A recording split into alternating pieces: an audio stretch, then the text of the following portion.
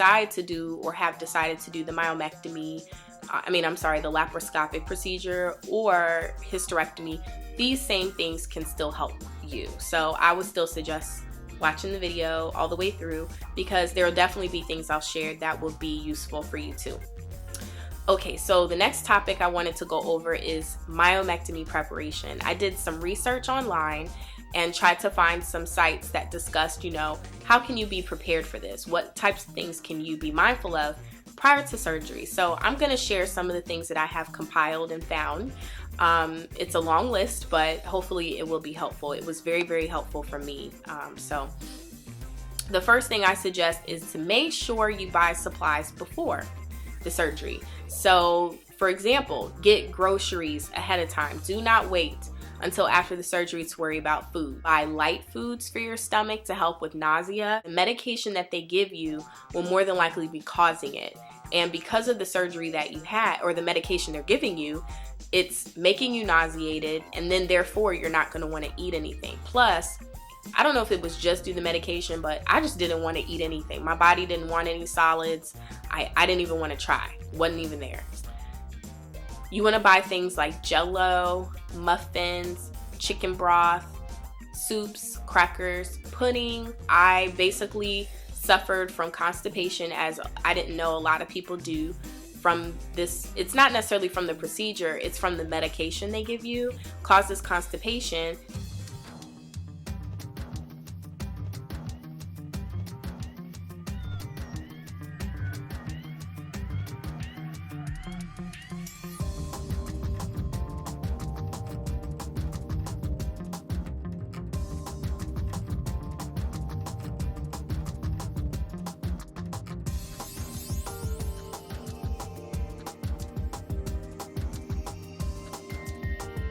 Prune juice, for the same reason I'm talking about with constipation. Stool softeners. By the way, there's a laxative tea that was amazing for me, and it definitely helped, because stool softeners didn't seem to do anything for me. I don't know why. So this laxative tea is soft on your system. It's easy on your system. It doesn't really make it function like a laxative, but it definitely makes things a little easier for you. Get that tea. Trust me, you want it. For me, I couldn't eat solids for about 4 days comfortably. So definitely have plenty of foods that are light on your stomach. You're going to laugh at this one. Buy granny panties, okay? I'm going to let you know, you will not want anything on your stomach, on that incision, for a while. And the granny panties sit above your navel. They should. You want to make sure that when you see the little picture, I went to Walmart and I looked at the little packs. Look at the picture, and you want to pick the granny panties that sit above your navel, so that there's no way that they're going to ride low and then potentially be rubbing, the band of the underwear be rubbing against your incision. So I'm telling you, get granny panties. A little tip, buy them a size larger than what you normally would. Once your surgery is over, I'm going to tell you, your stomach will be swollen. My belly button was even sticking out.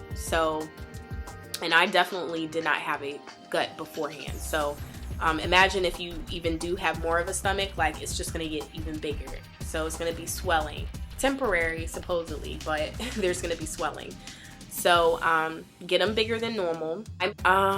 What else? Oh, okay. So make sure you collect DVDs. You want to sign up for Netflix or some other kind of provider. You're definitely going to eventually want to be able to watch movies. Buy and get magazines and books. Get disposable plates, utensils, cups. Definitely makes your cleanup much easier, especially if you're going to be by yourself, which I suggest trying to have someone look over you. My first at least week and a half, I needed help. So I really did.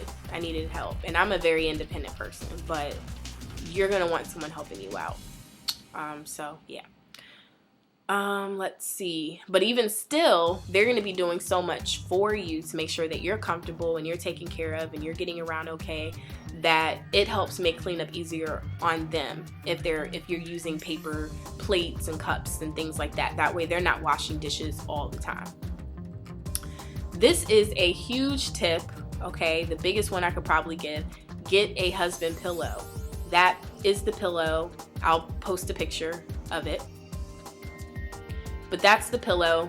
It's really, large in the middle, and then it has the two arms on the side.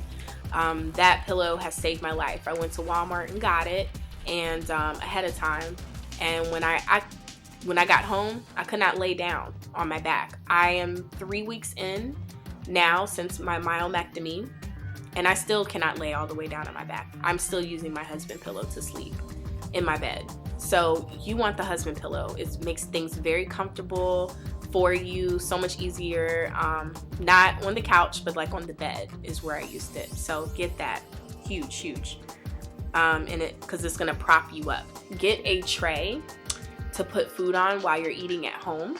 It will be difficult to sit at a table for a while. Even just to sit in a chair that's very upright, for some reason, was very uncomfortable for me up until probably a few days ago. I started forcing myself to sit in it. But for, almost the first 3 weeks, I really didn't like sitting in chairs.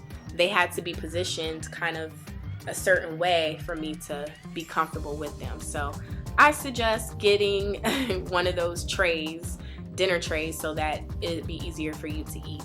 Shave your legs before surgery. It will be a while before you will be able to shave your legs again. And if you're having visitors in the hospital and say you're moving around, you don't want like these hairy legs. So, I suggest going ahead and shaving them. Pack ahead of time for the hospital. So you want to have comfortable clothes to walk out of the hospital with. What I did to save on space in the bag was the clothes that I walked into the hospital with. I made sure that I took into consideration how I might feel when I'm walking out of the hospital, and I wore those exact same clothes. So, think about it. You're going there in the morning. It's not like you're wearing the clothes all day long. You're going to take them off as soon as you get there. The clothes are fine to wear back out of the hospital again. So I picked oversized pants and a t-shirt. I also made sure to wear shoes that I thought I could easily slip on or slip off. So keep that in mind too. You don't want something that's crazy to lace up, because someone's going to have to help you regardless. So just make it simple. What else? So yeah, make sure you have comfortable clothes. I suggest slippers or flip-flops, especially if you're going to be taking a shower in the hospital. I chose not to. I did because you're in so much pain. I just couldn't. Like, they tell you can, really, they said that, you can wait on taking your shower until probably the first, 4 days to a week. When I was in the hospital, I did the sink bath deal, and they give you these special towelettes that are meant for that, that come pre-moistened, and they're warm. They're awesome. And you just wipe yourself down with that. So yeah, but anyway, some people may decide to take a shower, especially if you have like oily hair and things like that, and you need to wash your hair while you're there. Then have flip-flops so that you're not walking bare. I'm a little bit of a germaphobe, so yeah. But yeah, have flip-flops, cell phone charger. Make sure you bring that with you. Also, a little tip, keep your license and insurance card readily available. When I went into the hospital, I did not take a purse because I didn't want anybody to have to be trying to keep up with the purse or risk anything being taken, any valuables. So I had my bank card, my ID, and my insurance card, and I put it in my hospital bag on the little side pocket so that I could easily get to it. It may need to be provided for whatever reason by your family members, so make sure they know. Whoever's there with you, make sure they know where it is too. Take your bank card because you never know. There may be some kind of fee you have to pay. I know the day of surgery, I had to pay a fee to the office of the doctor, the surgeon that was doing the procedure. I had to pay a fee before they would even do the surgery to them. So I paid that while I was in the hospital with my bank card. So make sure you do bring that in case there is some kind of fee that you're not prepared for. Make sure that you designate a family friend to be a point of contact for phone calls that will come through. I suggest just giving them your cell phone. I think the first day, I really didn't even care about having my cell phone.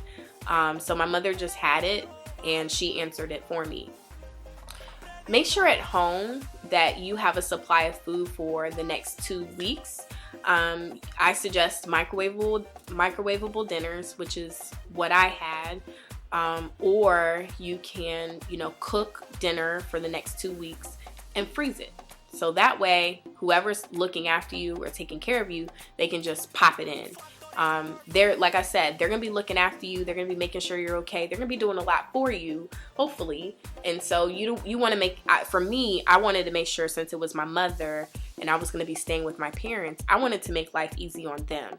So although she still decided to cook for me, I brought my microwavable dishes and things like that to eat, so that if she's got a lot going on, she can just pop it in and give it to me. So I didn't want to be a burden. So after surgery, make sure that you force yourself to walk at least the second day.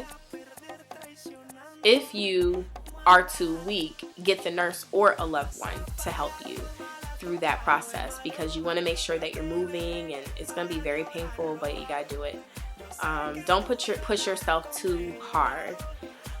You are going to have setbacks at times. That's normal, but you don't want to overdo it. Make sure to have a pillow for your ride home. If there's bumps, or if your loved one suddenly, whoever's bringing you home, makes sudden turns or jerks in the car, you will feel it. So make sure you have a pillow ready to go. Maybe you can bring it to the hospital or have them bring it in the car when they come to get you. Sometimes the hospitals will have their own supply of pillows. I had an issue with my nurse. I had the nurse from hell. So they, I guess to be nice, gave me a complimentary pillow. But I'm sure if I'd asked for one, they would have given me one as well. So I suggest just asking. And it was a cute little pillow that was meant for that. It's not like a normal pillow on your bed. It was like a round little belly pillow. Get nightgowns. This nightgown is so ugly, but it's my favorite because it's so comfortable. Like I said, you're not going to want things on your you're not going to want things on your stomach. So trust me, you're going to want nightgowns, especially for the first week, more than anything. I didn't want anything on my stomach, even my oversized pants at all. I didn't want anything. So I went to Walmart and looked for their, cheapest nightgowns. Of course, they're the ugliest ones, but I went ahead and got them. And guess what? I absolutely love them. And I don't normally wear nightgowns, but absolutely love them. They're comfortable. I don't have anything on my stomach. I feel so free. And then also get oversized pants. Pants that you would normally never wear that size. Go ahead and get them. For me, normally I would get pants probably a size small. I got large. When you go to the hospital, make sure you have a robe that you put in your hospital bag, because especially when you take your first walk, or whenever you walk around the hospital, all you're gonna have on is a hospital gown. Before you leave that hospital, I suggest they get it before they have you, because all you're gonna do is get out that car and get in the house. So tell them, make sure they get the prescriptions and go ahead and get it filled, because you're gonna want that medication ready to go. While you're home, make sure you're walking every day, at least 3 times a day. For me, what I did to start out was, in my parents' house, I mostly just kind of walked in a circle. All right, so that's what I did. And then after probably about the 3rd day, then I ventured outside and walked in the neighborhood. When you have visitors, especially those that say, is there anything I can do for you? Someone says they're coming over, think of, is there anything around here that they can do to help me? Okay. No lifting things more than 10 pounds. So be mindful of that, at least for your first 2 to 3 weeks. Then after that, I think it's 15. Keep your hair in an easy to do style. By the 2nd week, I was comfortable kind of reaching up to do my hair. But prior to that, I know I wouldn't have been. You want to be able to just wake up and get out of bed and not do hair. So, okay, so now we are going to talk about my experience in the hospital.